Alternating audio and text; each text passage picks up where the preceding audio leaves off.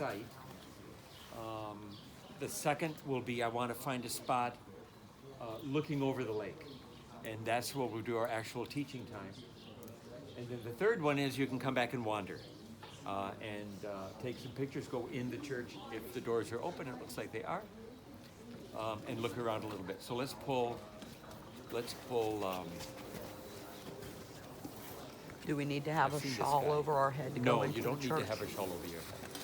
So nice and close so that I can speak only at this tone, and we'll be fine. In 1838, the American Bible scholar Edward Robinson came into this land in order to identify holy sites or Bible sites. Up to his day, the traditional church sites were known, the Bethlehem, Nazareth, Jerusalem, but a lot of the other sites were not identified yet. Robinson read all of the sources, Greek, Latin, Hebrew, in Greek, Latin, and Hebrew, to collect data where the places seemed to be, and then he looked for the preservation of the place name among the local Arabs. And he was looking, among other things, for Capernaum. He identified correctly that this building you see back here was a synagogue. It was all tumbled down, but there were stones sticking up. He misidentified the site. He thought it was Chorazin. The place name was not preserved.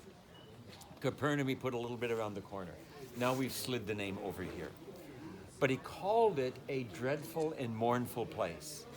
It was simply a barren hillside without habitation and a few rocks sticking up.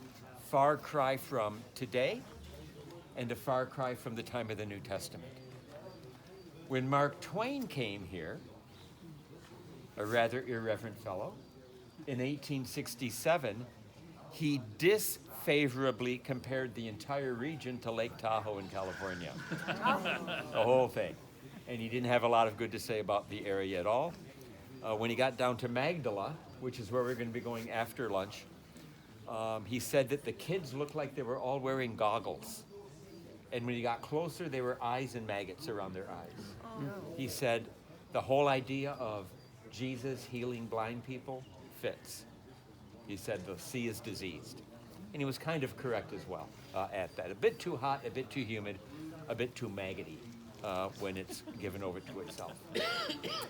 Josephus, on the other hand, had a very different idea. Flavius Josephus, the first century Jewish historian, who gives us so much information about this land in the time of the New Testament, was a native of Galilee. And he loved the Galilee, and he loved the lake, and he described Capernaum. Remember I asked you earlier, give me adjectives about the day? Mm-hmm. He gave a bunch more. Tremendous ones. He said that plants that usually fight each other cooperate here because the quality of the air and the freshness of the water is so well mixed. I don't know what he means by plants normally fighting each other, but I guess it meant everything is growing without being choked out. He talked about the fertility of the soil. He talked about the springs that come out a little bit the other side down here, and the water temperature, and he said the locals call it Capernaum. He loved the place. He just loved the place, and the current custodians, the Franciscan Church, I think loves the place as well. The bulk of the excavation at Capernaum has taken place here within the compound of the Franciscan Church. You can see some remains directly in front of you. You can see the synagogue beyond that. There are remains underneath this building as well. Remains where these other people are looking. If we would dig here, you'd find some more. Basically, what we've got here is a first century village where the housing style, the space of the buildings, and the building material is very much representative of what these Galilean lake dwelling houses would be. I'll let Laura speak about some of that detail at Chorazin up the slope. But you've got similar building spaces here. The synagogue, which you're looking at now, the white limestone synagogue, That stone that's imported. The local material here is black basalt. So when you've got a building with imported stone, it really pops out. Now, this particular synagogue structure that you see is not here in the time of the New Testament.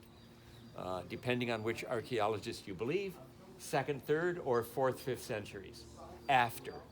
It's built, however, on black basaltic foundations that don't quite line up. Either you've got a bad builder or it's an earlier structure underneath, and that's more likely. So it's pretty certain that the synagogue that was here in Jesus' day is the same location, right? Even though it would have been a different looking building. That's number one. Number two, you see this set of low foundations directly in front of you. A common living space. There is the same kind of foundations here. This is a block of houses, that's a block of houses. During the 1st century, one of these rooms here became a meeting place for Christians. The walls were plastered with Christian graffiti on them. In the Byzantine period, about 500 years later, a formal church was built over the top of that. A church shaped like an octagon. You can see the octagon shape underneath here. The Byzantine Christians built churches shaped like octagons over places where Jesus did something. Rather than a basilica style that was oriented to the east, the orientation point was inward, to the X on the ground, you might say. Inward, where Jesus did something. The middle of this octagon church is right over that room that in the 1st century already had Christian graffiti on it. And the prevailing idea is that was Jesus' bedroom when he was in town. That Christians here remembered where Jesus stayed in Capernaum. Early, already in the 1st century, that became a meeting place and eventually the location of a church. Jesus' home, where was it? He said it's where you lay your head at night. And we do know that Peter had a mom-in-law here in Capernaum, and that Peter and Jesus seems to be a tight relationship.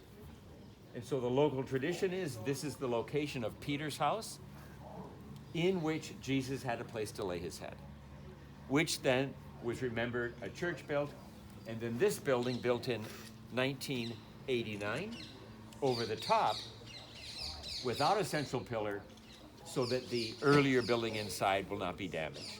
Made to look like a fishing boat, although some people say more like a flying saucer. There's a glass floor in the middle. You look straight down. And if the door is open, when I turn you loose, you're allowed to do that. So there's memory here. There's memory here. There are visuals here. This is where Jesus came after Nazareth? He made his home in Capernaum, yes. His base of operations in Capernaum. There are visuals here. There are foundations of buildings that were here in the time of the New Testament. We know there was a synagogue here. We know there was a lake. All right, you've got visuals. Okay. Walk with me a bit. I want to sit together on a spot where you can see the water. I want to talk in more detail, perhaps, about what life was like here. Then give you a chance to wander some of